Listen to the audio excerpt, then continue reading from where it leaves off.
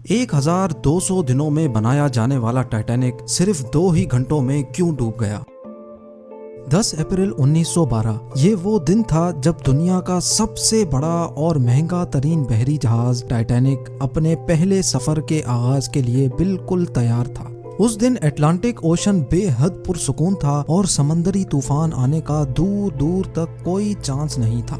जहाज में 1500 पैसेंजर सवार भी हो चुके थे और लाखों लोग डॉक पर टाइटैनिक के पहले सफर का आगाज देखने के लिए खड़े थे। ना ही पैसेंजर्स को, ना ही अलविदा करने वाले लाखों लोगों को और ना ही टाइटैनिक के अमले को मालूम था कि जो जहाज कुछ ही देर में रवाना होने वाला है उसको बनाते वक्त 6 ऐसी गलतियां की गई हैं जो इस जहाज को बदतरीन हादसे का शिकार बनाने वाली हैं। नाज़रीन, आज आप जानेंगे अपने दौर के सबसे महंगे, सबसे लग्जरी और सबसे ताकतवर जहाज टाइटैनिक की 6 ऐसी गलतियां जो अगर ना की जाती तो शायद आज टाइटैनिक क्रैश होने की वजह से नहीं बल्कि अपनी कामयाबी की वजह से दुनिया में फेमस होता। आखिर ऐसी कौन सी 6 गलतियां थीं जो 40 साल एक्सपीरियंस रखने वाले टाइटैनिक के कैप्टन एडवर्ड स्मिथ को भी नजर नहीं आई? कैप्टन के 40 साल के एक्सपीरियंस को तो छोड़ें, ये गलतियां टाइटैनिक ऑपरेट करने वाली कंपनी दी व्हाइट स्टार लाइन, जिसको 107 शिप्स ऑपरेट करने का एक्सपीरियंस था, उनको भी नजर नहीं आई।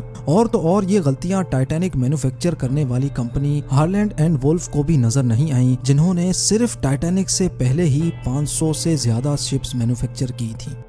टाइटैनिक की कंस्ट्रक्शन 1907 में शुरू हुई थी और तकरीबन 3 साल का वक्त और 2000 वर्कर्स की मेहनत के बाद जहाज को तैयार कर लिया गया। अब जहाज पूरी तरह से तैयार हो चुका था, लेकिन इसको टेस्ट करने का फेज अभी बाकी था। टाइटैनिक बनाने वालों का उस पर भरोसा तब मजीद बढ़ गया जब टाइटैनिक ने अपना पहला टेस्ट रन कामयाबी से पार कर लिया था। टेस्ट पास करते ही पूरी दुनिया में मुख्तलिफ अखबारात में इसकी मार्केटिंग की गई, जिसकी हेडिंग थी अनसिंकेबल टाइटैनिक, यानी कभी ना डूबने वाला जहाज बना लिया गया है।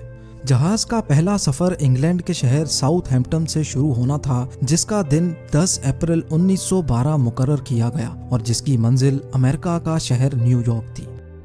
टाइटैनिक के इकोनॉमी पोर्शन में सफर करने की कीमत $30, जबकि फर्स्ट क्लास में सफर करने की $150 थी, जो आज के दौर में 3,40,000 रुपए बनते हैं। इस मार्केटिंग के नतीजे में यकायक सारी टिकट्स बुक कर ली गईं और आखिरकार वो दिन आ ही गया जब टाइटैनिक अपने पहले सफर का आगाज करने वाली थी। मिस्टेक नंबर 1, दोपहर को ठीक 12 बजे टाइटैनिक ने अपने पहले सफर का आगाज कर दिया और साथ ही टाइटैनिक की गलतियां सामने आना शुरू हो गईं। कैप्टन स्मिथ को मालिकान की तरफ से डेडलाइन मिल चुकी थी कि किसी भी सूरत में 17 अप्रैल तक, यानी सिर्फ 7 ही दिनों में न्यूयॉर्क पहुंचना है। इसी वजह से कैप्टन ने जहाज की रफ्तार शुरू से ही बहुत तेज रखी थी और यही थी टाइटैनिक की सबसे पहली गलती। कैप्टन स्मिथ को मालिकान की दी गई इंस्ट्रक्शंस और प्रेशर की वजह से न्यूयॉर्क जल्द से जल्द पहुंचना था, क्योंकि ये टाइटैनिक का पहला सफर था और अगर वो न्यूयॉर्क टाइम से ना पहुंचते तो टाइटैनिक की रेपुटेशन को काफी नुकसान होता। दुनिया की कोई भी गाड़ी हो, मशीन या फिर जहाज, उनके कई ऑपरेटिंग प्रोसीजर्स होते हैं, जिनमें स्पीड लिमिट भी इन प्रोसीजर्स का एक पार्ट होता है और वो पार्ट टाइटैनिक के सफर के आगाज में ही वायोलेट किया गया था। थोड़ी ही देर में जहाज साउथहैम्पटन के पोर्ट को इतना पीछे छोड़ गया कि अब दूर दूर तक नीले समंदर के अलावा कुछ नजर नहीं आ रहा था। मिस्टेक नंबर 2, अब टाइटैनिक को चलते हुए 3 दिन गुजर चुके थे। फ्रांस और आयरलैंड में थोड़ी देर के स्टॉप के अलावा टाइटैनिक पिछले 72 घंटों से मुसलसल न्यूयॉर्क की तरफ बढ़ता चला जा रहा था।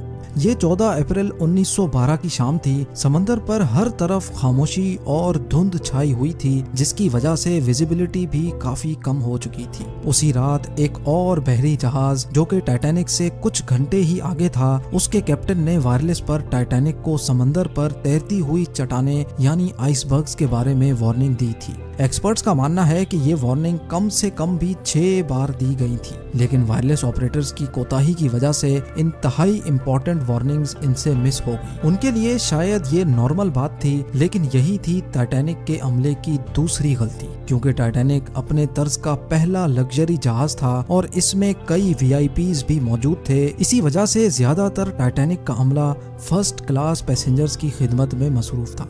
अगर इन वार्निंग्स को सीरियस लिया जाता तो आगे का पूरा सीन ही अलग होता।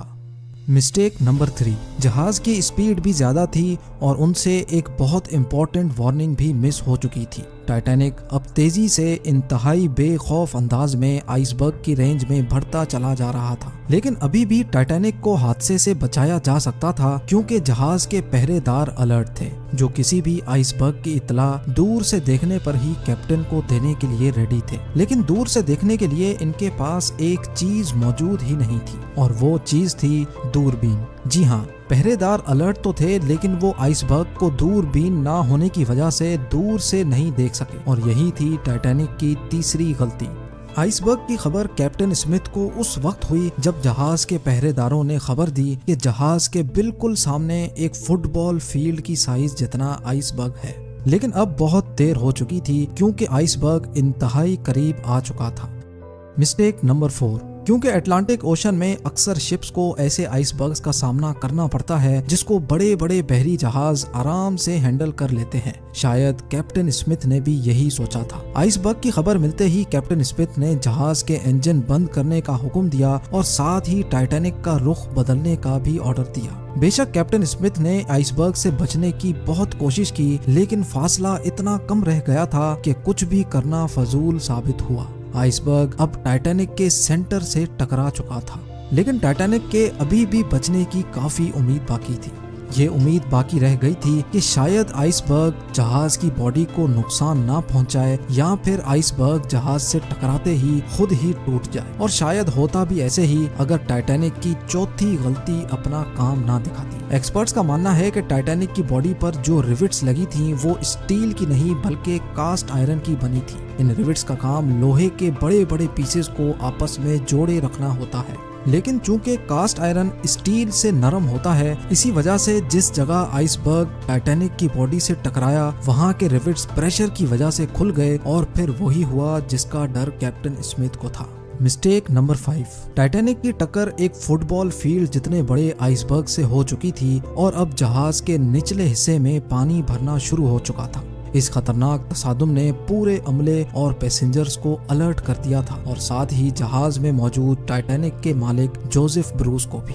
बेशक टाइटैनिक में पानी भरना शुरू हो गया था, लेकिन अभी भी टाइटैनिक के बचने की उम्मीद बाकी थी, क्योंकि टाइटैनिक को ऐसे डिजाइन किया गया था कि अगर इसके 3 फ्लोर्स में पानी भर भी जाए फिर भी ये नहीं डूब सकता। लेकिन बदकिस्मती थी इस जहाज की कि 3 फ्लोर्स को क्रॉस करके पानी अब चौथे फ्लोर तक जा पहुंचा था। अब मामला हाथ से निकल चुका था। टाइटैनिक आहिस्ता आहिस्ता ओशन में डूबता जा रहा था। अब जहाज की फिक्र किए बगैर इसमें मौजूद पैसेंजर्स की जान बचाने का वक्त आ चुका था। कैप्टन स्मिथ ने रेडियो पर इमरजेंसी अलर्ट जारी कर दिया। जब तक कोई मदद के लिए आता तब तक पैसेंजर्स को लाइफ बोट्स में शिफ्ट करने का प्लान किया गया, लेकिन इस मौके पर 5वीं गलती ने अपना काम दिखा दिया। जी हाँ, जहाज में टोटल 32 लाइफ बोट्स की जगह थी, लेकिन कोताही की वजह से सिर्फ 20 बोट्स ही रखी गई थी। पैसेंजर्स थे 1500 और बोट्स थी सिर्फ 20।